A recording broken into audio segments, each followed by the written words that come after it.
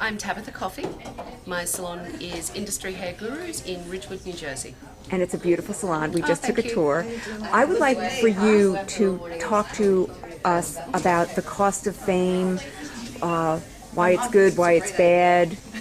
It's interesting. Everyone all of a sudden thinks I'm a celebrity. And I'm not a celebrity, I'm a hairdresser. And I'm a hairdresser playing a hairdresser on TV, which is my favourite tagline. I'm lucky enough to have a TV show. And my hope in doing the show is that I've been hairdressing 26 years. It was nice to be given an opportunity to do something different that we're not always offered. And I was hoping that I could represent our industry proudly and bring attention to what a great industry it is and also how hard it is. People don't realise it's really hard work being a hairdresser. But as for the fame thing, I'm a hairdresser. I work behind the chair 10, 12, 14 hours a day sometimes, depending on what the day is.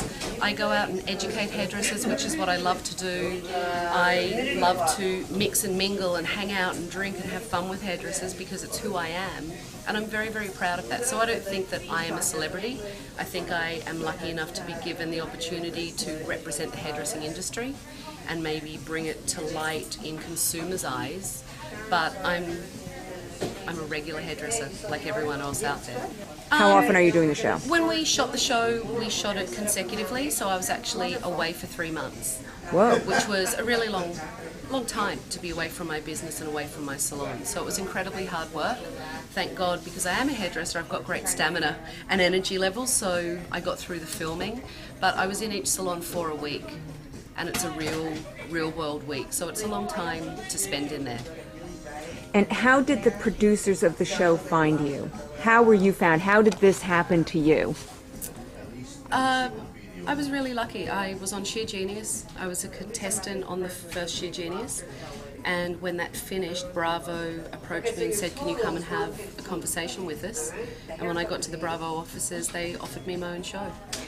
How did Sheer Genius find you? Sheer Genius, there was a casting call. It was an open casting call. And I thought it was fun. I thought it sounded interesting, a show about hairdressers. There was not a lot of information. And I just went to the casting call and was lucky enough to be picked off the street and asked to go and sit down with the producers and made the show.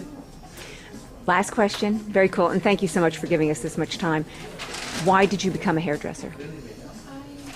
Where were you? What were you thinking? Was it in your blood, in your family? There was no other option, really, for me, except to be a hairdresser. My mother was a hairdresser.